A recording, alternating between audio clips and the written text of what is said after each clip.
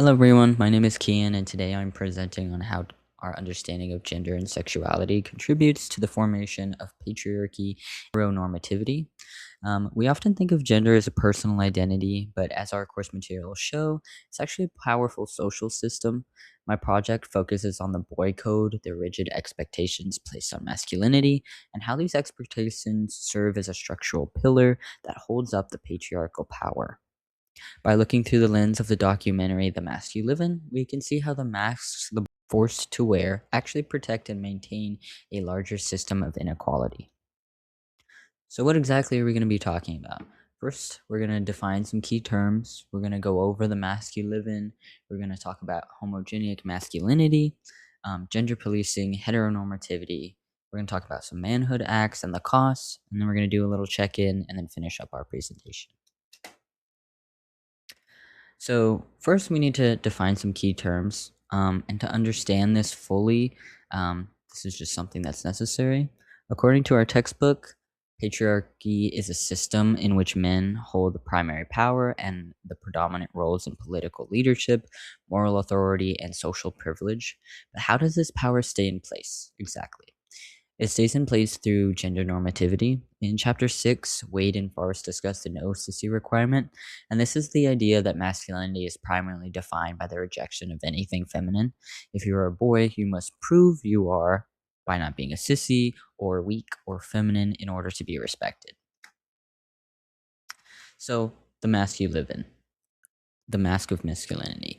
The film argues that boys are socialized from a young age to suppress their emotions and hide their authentic selves behind a mask of toughness, dominance, and stoicism. One of the main points that is discussed that we can connect through our course materials is the man box. It examines the narrow definitions of what it means to be a man, often characterized by aggression, sexual conquest, and the rejection of anything feminine. What are the societal consequences of this that are discussed in the documentary? The documentary links these rigid gender expectation to high rates of depression, substance abuse, academic underachievement, and violence along these young males. They talk to not only juveniles but also adult men who have been in the juvie system because of this. What's interesting about this film is it's not just personal opinion. They have experts and personal insights through the different boys and men that we meet throughout this documentary. Um, the narrative is mainly driven by interviews with psychologists and sociologists, as well as educators um, and different individuals with personal stories from young men across a bunch of diverse backgrounds that are struggling with their identity and mental health. This brings us to the concept called homeogenic masculinity. As Connell and Mercidit argue, this isn't a fixed character type, but a version of masculinity that sits at the top of the social hierarchy. The ideal man is powerful, tough, and dominant.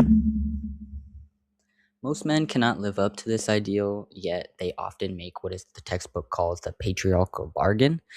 They accept the cost of the man box because it gives them a sense of status and power over others. This bargain is exactly what keeps the system of patriarchy alive.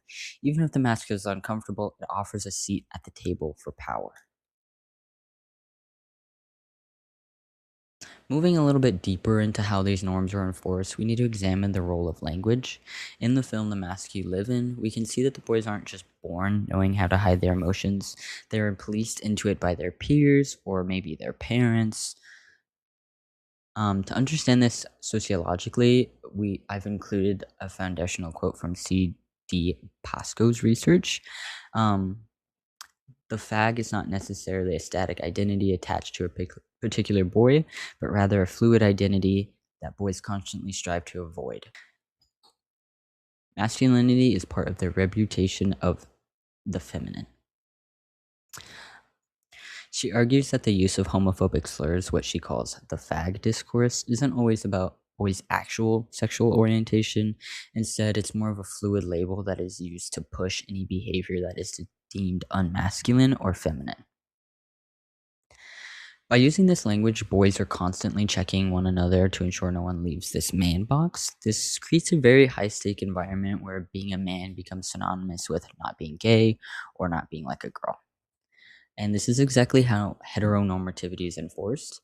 Um, it establishes a social hierarchy where heterosexual masculinity is the accepted default, and anything else is kind of stigmatized from this. This policing doesn't just hurt LGBT individuals, it traps all boys in the performance of gender that kind of forbids them from showing vulnerability or their authentic self, all to avoid a label that the system has taught them to fear. We've established that masculinity is a performance where we have to ask what exactly is being performed. Psychologists Sherlock and Schwalbe call these behaviors manhood acts. These acts are intended to elicit difference, basically to demand respect or even fear from others. It's a way of signaling I am a man and therefore I have power. In the film, we see this through boys posturing, using violence, or refusing to show a hint of any vulnerability. But this performance comes at a cost. When your entire identity is built on eliciting difference um, and maintaining status, you can never really turn the performance off and you can never just be human. The Mask You Live In shows us the direct line between these rigid manhood acts and the current mental health crisis among men. Because of the man box forbids seeking help or expressing pain, labeling these feminine traits, many men suffer in extreme isolation. The cost isn't just social, it's literal. We see it in the film statistics on men's suicide, substance abuse, and shorter life expectations. When the mask becomes a cage, the result is profound loss of self. By recognizing these manhood acts for what they are, performances required by a patriarchal system, we can begin to address the stigma that prevents men from living authentic, healthy lives. So we've reached our check-in point. This project is all about encouraging empathy. So I want to ask you all to look at this check-in slide and think of a time where you felt like you had to hide your true feelings, your sadness, fear, or excitement just to fit into a gendered expectation. When we realize that patriarchy isn't just a system that oppresses women, but a system that masks the humanity of men and boys, we can start to reduce the stigma around gender nonconformity. Breaking the boy code is a necessary step in dismantling the structures of patriarchy and heteronormativity. Thank you so much for watching, and these are my sources.